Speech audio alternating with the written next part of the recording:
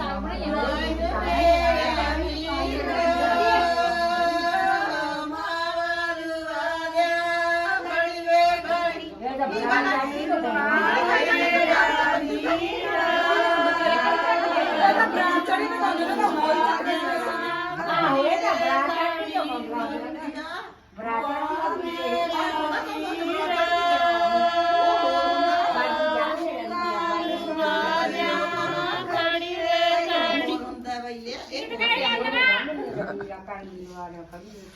ਚਲ ਕੋਈ ਨਾ ਪੱਗ